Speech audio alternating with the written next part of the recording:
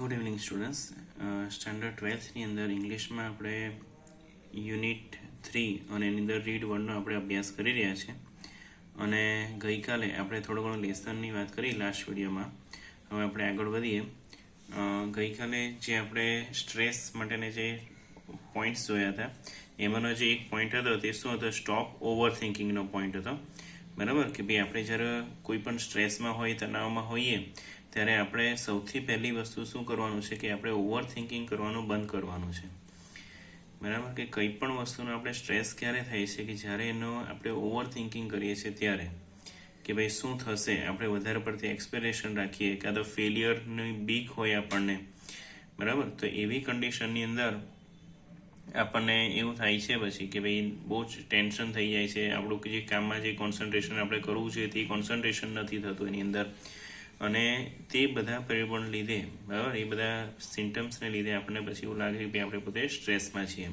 તો સ્ટ્રેસમાં આપણે ન આવીએ એના માટે આપણે જો ગઈકાલે વાત કરી કે ભાઈ આપણે હંમેશા આપણી જાતને એવું કહેતા રહેવું જોઈએ કે ભાઈ I have no expectations and I will deal with whatever happens when it happens.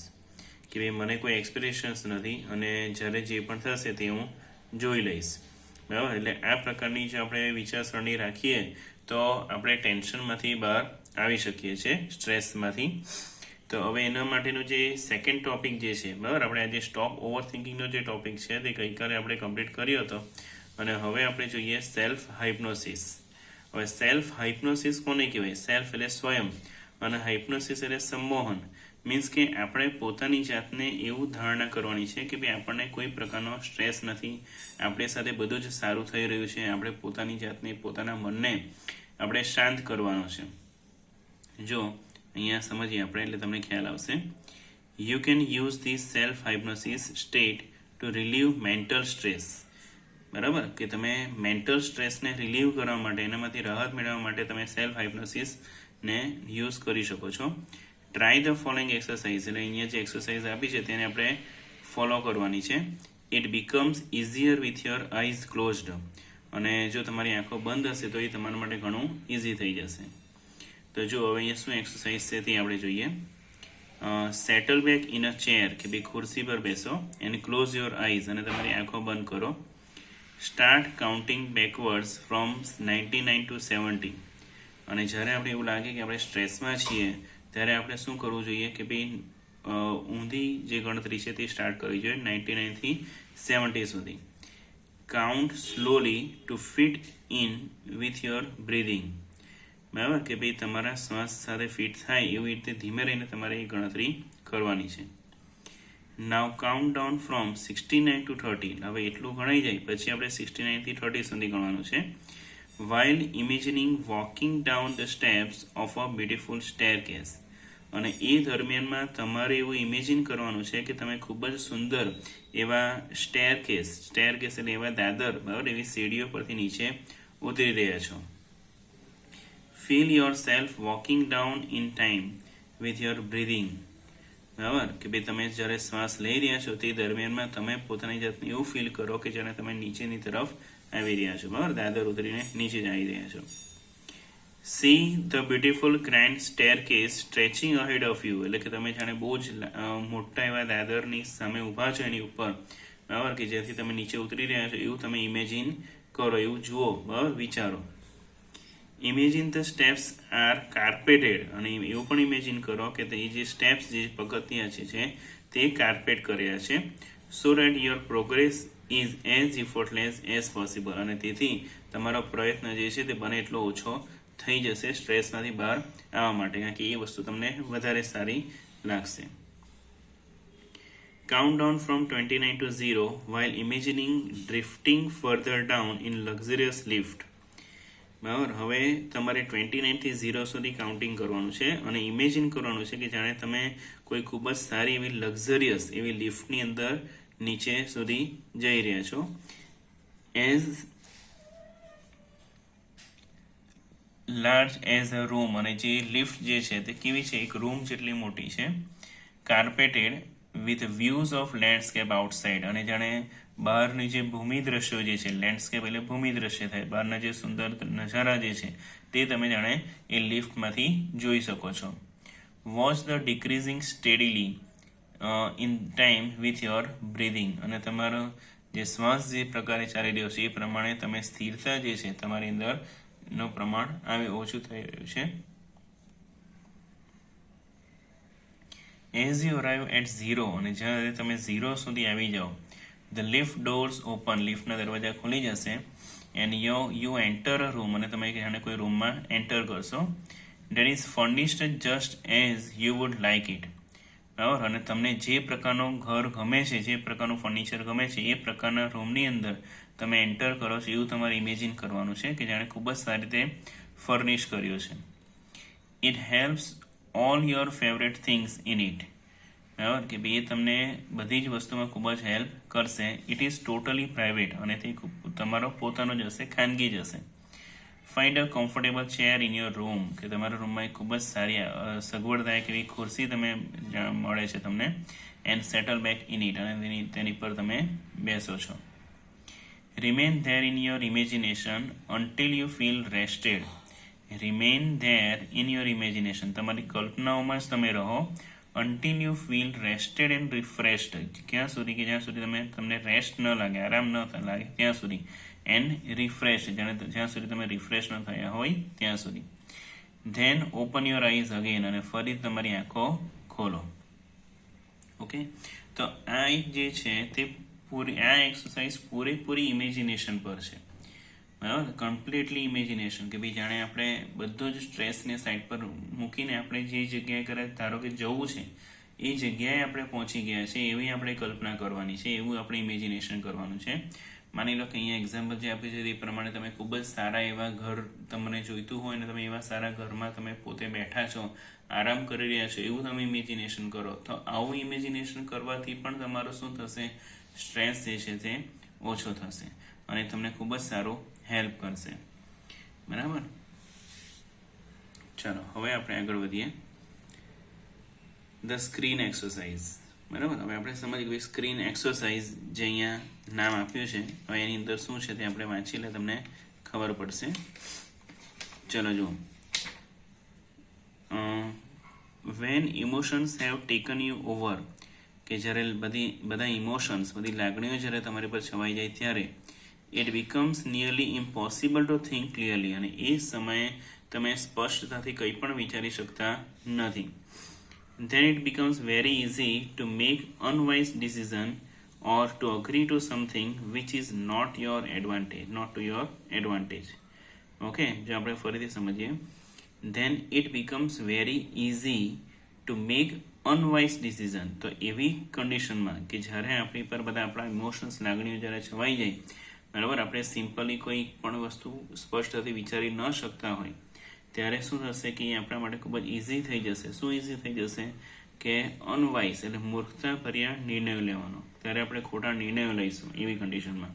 And to agree to something, કંઈક એવી વસ્તુ સાથે આપણે અગ્રી કરીશું which is not to your advantage, કે જેની અંદર આપણો કોઈ ફાયદો નથી. The screen exercise shows you how to step back and emotionally detach yourself from your current situation. બરાબર, હવે આ જે સ્ક્રીન એક્સરસાઇઝ જે છે તે તમને એવું દર્શાવે છે કે તમે કઈ રીતે આવી કન્ડિશનમાંથી પાછા હટો, બરાબર, અને ઇમોશનલી ડેચ યોર સેલ્ફ, તમે ઇમોશનલી મજબૂત થાવ. ડેચ એટલે મીન્સ કે મજબૂત થવું એક રીતે, ફ્રોમ કરંટ સિચ્યુએશન, બરાબર, કે ભાઈ અત્યારની પરિસ્થિતિમાં તમે પોતે કેવી રીતે બહાર આવી શકો. So that you can see more clearly what is going on, કે જેથી તમે જોઈ શકો, તમે સમજી શકો, બરાબર, કે તમે અનુભવી શકો કે ખરેખર શું થઈ રહ્યું છે, કેવી રીતે થઈ રહ્યું છે. હવે જો taking an outsider's point of view, કે તમારે શું કરવાનું છે કે આઉટસાઇડર કોને કહેવાય, કે જે કોઈ ત્રીજી જ વ્યક્તિ હોય, અન્ય કોઈ જ વ્યક્તિ હોય, એનો આપણે પોઈન્ટ ઓફ વ્યૂ લેવાનો છે, એનો વિચાર લેવાનો છે. And imagining another person in your situation will put a new perspective on your stress problem so you can evaluate more calmly what needs to be done. બરાબર, એટલે આમાં કઈ રીતે આપણે લખવાનું છે કે ભાઈ આમાં વિચારવાનું છે કે ભાઈ આપણને જે કોઈ સમસ્યા છે, આપણને જે કંઈ પ્રોબ્લેમ છે તે કોઈ અન્ય વ્યક્તિ જ હોય, બરાબર, અન્ય કોઈ જ વ્યક્તિ હોય તો એ કઈ રીતે આપણને જોઈ, આપણી કન્ડિશનની જોઈ અને એવી કન્ડિશનમાં તે શું કરે. બરાબર, હવે ઘણી વાર એવું થતું હોય કે ભાઈ આપણે બહુ જ કંઈ પ્રોબ્લેમમાં હોઈએ અને ત્યારે આપણે આપણા ફ્રેન્ડને કહીએ, યાર મને તો જો નહીં આવી પ્રોબ્લેમ છે, મારી જગ્યાએ તું હોય તો શું કરે તું. તો એ વસ્તુ આપણે વિચારીએ, એનો ઓપિનિયન લઈએ. તો અહીંયા પણ એ જ વસ્તુ એક રીતે કહેવામાં આવી છે કે જ્યારે તમે કોઈ એવી રીતે કોઈ સમસ્યાની અંદર હોવ ત્યારે તમે બીજાના પર્સપેક્ટિવ એટલે બીજાના દૃષ્ટિકોણથી તમારી સ્ટ્રેસ પ્રોબ્લેમ છે એને સોલ્વ કરી શકો છો. સો યુ કેન ઇવેલ્યુએટ મોર કામલી, કે જેથી તમે ખૂબ જ શાંતિથી તમારી પ્રોબ્લેમને ઇવેલ્યુએશન કરી શકો. What needs to be done, જોઈ શકો, વિચારી શકો કે તમે શું કરવાનું છે. વિથ યોર આઈઝ ક્લોઝડ, તમારી આંખો બંધ કરો. Think about the situation that is currently causing you stress, અને તમે પોતે એ સિચ્યુએશન વિચારો કે જેનાથી તમને સ્ટ્રેસ આવી રહ્યો છે. Imagine projecting the situation on to a screen in your mind. Imagine projecting the situation on to a mind, કે ભાઈ એવું કલ્પના કરો કે તમે એ સિચ્યુએશનને પ્રોજેક્ટ કરી રહ્યા છો, જોઈ રહ્યા છો ઓન ધ સ્ક્રીન, કોઈ સ્ક્રીન પર. અને કઈ સ્ક્રીન પર? ઇન યોર માઇન્ડ, તમારા મનનું જે સ્ક્રીન છે. બરાબર, આપણે ઘણીવાર આપણે પોતે ઇમેજિન કરીએ છીએ તો ત્યાં તમને એ વસ્તુ દેખાશે. As if it were a film you were watching, અને જાણે કેવી રીતે જોવાની છે સિચ્યુએશન કે જાણે તમે કોઈ ફિલ્મ જ જોઈ રહ્યા હોય. બરાબર, કોઈ ફિલ્મ જોઈ રહ્યા હોય તેવી રીતે તમારે તમારી સિચ્યુએશન દર્શાવવાની છે. Include only what has really happen. જો પણ એમાં ઇન્ક્લુડ શું કરવાનું છે, સમાવેશ એનો કરવાનો છે કે જે વસ્તુ ખરેખર તમારી સાથે થઈ છે એનું જ. Not what you are afraid might happen, અને એનો સમાવેશ નથી કરવાનો કે તમે જાણે વિચારો કે ભાઈ જો શું આનું શું થશે, બરાબર, એની તમે કલ્પના કરો કે ભાઈ એનું પરિણામ શું આવશે, એ નથી એની અંદર સમાવેશ કરવાનો. પણ તમારી સાથે જે થઈ ગયું છે, જે વસ્તુ બની ગઈ છે એના વિશે આપણે આવી રીતે જોવાનું છે, વિચારવાનું છે. Replace yourself in a film with someone else of the same gender, કે એ જ જેન્ડરના વ્યક્તિને એ ફિલ્મમાં, બરાબર, તમારી જાતને રિપ્લેસ કરો. મીન્સ કે તમારી જગ્યાએ તમારો કોઈ ફ્રેન્ડ હોય, મિત્ર હોય, એને તમે વિચારો કે ભાઈ મારી જગ્યાએ આ વ્યક્તિ હોય તો એ શું કરે. Watch the film as outsider observer, જાણે તમે આઉટસાઇડ ઓબ્ઝર્વર છો એવી રીતે જાણે એ મૂવી જો, એ ફિલ્મ જો, વિચારો. How do you feel about vote is going on in the film. બરાબર, કે તમે જે ફિલ્મમાં જે બધું બની રહ્યું હોય, તમે જે કલ્પનાઓ કરી રહ્યા છો એની અંદર બધું જોઈ રહ્યા છો ત્યારે તમને કેવું લાગી રહ્યું છે એવું તમે વિચારો. What advice would you give the person who is replacing you on the screen. બરાબર, કે ભાઈ માની લો કે તમારી જગ્યાએ બીજી વ્યક્તિ હોય તો તમે એને આ સિચ્યુએશન માટે શું એડવાઇસ આપશો. બરાબર, એટલે આમાં શું છે કે ઘણી વખત આપણે પોતાની સમસ્યાનું સોલ્યુશન એટલું ઇઝીલી નથી કરી શકતા, પણ બીજી વ્યક્તિને કોઈ સમસ્યા હોય તો આપણે એને ઇઝીલી એને સોલ્વ કરી જઈએ છીએ અને આપણે કહીએ છીએ કે યાર આમાં તો શું થઈ ગયું, આટલું કરી નાખ ને એટલે કામ પૂરું એમ. બરાબર, આપણે ઇઝીલી એમને સમજાવી દઈએ છીએ. એટલે આપણે આપણી સમસ્યાને બીજા વ્યક્તિના દૃષ્ટિકોણથી જોવું, એટલે એ જે છે તે સ્ક્રીન એક્સરસાઇઝ જે છે, જેનાથી આપણે આપણું કામ કરી શકીએ છીએ, આપણું સોલ્યુશન લાવી શકીએ છીએ. ઓકે, ચલો જો હવે આગળનો જે ટોપિક છે એન્ટિસિપેટિંગ સક્સેસ. એન્ટિસિપેટિંગ સક્સેસ એટલે શું થાય કે સફળતાની આશા રાખો. When life becomes too hectic, કે જ્યારે લાઈફ ખૂબ જ હેક્ટિક થઈ જાય, ભીડવાળી થઈ જાય, બરાબર, કન્ફ્યુઝન થઈ જાય.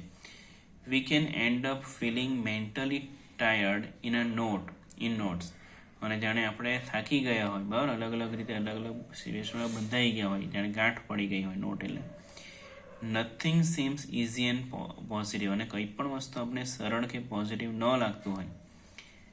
Pessimism sets in and we can see a way out of our current problems. એટલે આપણી પર જાણે પેસિમિઝમ એટલે નિરાશાવાદ છવાઈ ગયો હોય, and we cannot see a way out of our current problem, અને આપણી સમસ્યા જે છે અત્યારની એમાં કોઈ આપણે રસ્તો મળતો ન હોય. we can open a source of optimism, ત્યારે આપણે આશાવાદનો સ્ત્રોત ઓપન કરી શકીએ છીએ. with the techniques of anticipating success. બરાબર, સક્સેસ એટલે સફળતાની આશા રાખીને એ ટેકનિકની મદદથી આપણે એ કાર્ય કરી શકીએ છીએ. જો પહેલા તો settle back in a chair, ખુરશી પર બેસો એન્ડ ક્લોઝ યોર આઈઝ, અને તમારી આંખો બંધ કરો. Experience with all your senses what it feels like to have achieved something. Experience with all your senses, તમારા બધા જ જે સેન્સીસ છે, તમારી બધી જ જે બુદ્ધિ છે એને તમે એવો અનુભવ કરો. It feels like to have achieve something, કે જાણે તમે કંઈક મેળવ્યું છે, કંઈક સિદ્ધિ મેળવી છે. And enjoy resulting feeling of relief and elation, અને શું કરવાનું છે તમારે કે એન્જોય રિઝલ્ટિંગ ફિલિંગ્સ, કે તમારે જે પરિણામ આવી રહ્યું છે એનો જે સફળતા તમને જાણે કલ્પનાઓ દ્વારા મળી રહી છે એને તમે એન્જોય કરો, કે રાહત, રિલીફ એટલે રાહત જાણે તમને મળી રહી છે. બરાબર, અને એનાથી તમારો જે સ્ટ્રેસ જે છે, બરાબર, અને એ ઓછો થશે અને તમે ઇલેશન અનુભવશો. ઇલેશન એટલે અતિ આનંદ, ખૂબ જ વધારે ખુશી તમને મળશે. Hang on to the positive feelings, અને એ જ પોઝિટિવ ફિલિંગ પર તમે વળગ્યા રહો. બરાબર, કે ભાઈ હકારાત્મક વિચારો. And bring them back with you in to the here and now, અને હિયર એન્ડ નાવ એટલે બધી જ જગ્યાએ તમે એને જ લઈને જ જાઓ. મીન્સ કે એ જ વસ્તુ આપણા માઇન્ડમાં હોવી જોઈએ કે ના ભાઈ મને સફળતા મળી જ છે. ઓપન યોર આઈઝ અગેન, તમારી આંખો ફરીથી ખોલો. એટલે આ જે ટેકનિક છે, બરાબર, એન્ટિસિપેટિંગ સક્સેસની અંદર સફળતા આપણે પ્રાપ્ત કરવાની છે. એટલે બહુ મોટા ગોલની વાત નથી કરવાની, નાની નાની વસ્તુ પણ એની અંદર તમે લઈ શકો છો.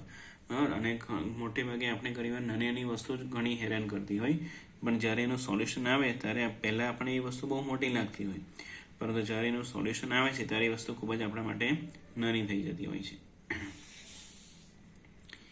જો make sure you don't get all tangle up in consideration about how the situation will resolve itself, કે મેક શ્યોર એટલે એવી ખાતરી કરો you don't get all tangle up, કે તમે કોઈ ગૂંચવણમાં નથી ભરાઈ ગયા. ઇન કોન્સિડરેશન્સ એટલે અત્યારની પરિસ્થિતિઓની અંદર. About how the situation will resolve itself, કે જાણે એ સિચ્યુએશન તમને એ કેવી રીતે પોતાની જાતને રિસોલ્વ કરશે, એનું સોલ્યુશન કરી દે લાવશે. બરાબર, એટલે આપણે બહુ જ ગૂંચવણમાં હોઈએ, મીન્સ કે પ્રોબ્લેમમાં હોઈએ, તણાવમાં હોઈએ, ત્યારે એના વિશે વિચારે કરીએ કે આ સોલ્યુશન આનું કેવી રીતે લાવવું. બરાબર, it will look after itself as long as you keep your aim firmly in mind, કે જ્યારે તમારા મનની અંદર તમારો ધ્યેય દ્રઢપણે તમારી અંદર જ હશે, બરાબર, ત્યારે એની એ વસ્તુ જાતે જ પોતાનું ધ્યાન રાખશે અને જાતે જ એનું સોલ્યુશન મળશે. If you stay focused on a positive outcome, અને જો તમે પોઝિટિવ આઉટકમ વિશે ફોકસ કરશો, you can think more clearly, ત્યારે તમને વધારે સ્પષ્ટતાથી દેખાશે. And you will make better decisions, અને તમે સારા ડિસિઝન્સ પણ લઈ શકશો. બરાબર, પરંતુ જો આપણે નેગેટિવ વિચારીશું તો આમાંથી કંઈ પણ નહીં થાય. Which will eventually lead to the desired results, અને જેને કારણે આપણે આપણું નિશ્ચિત પરિણામ જે છે તે મળશે.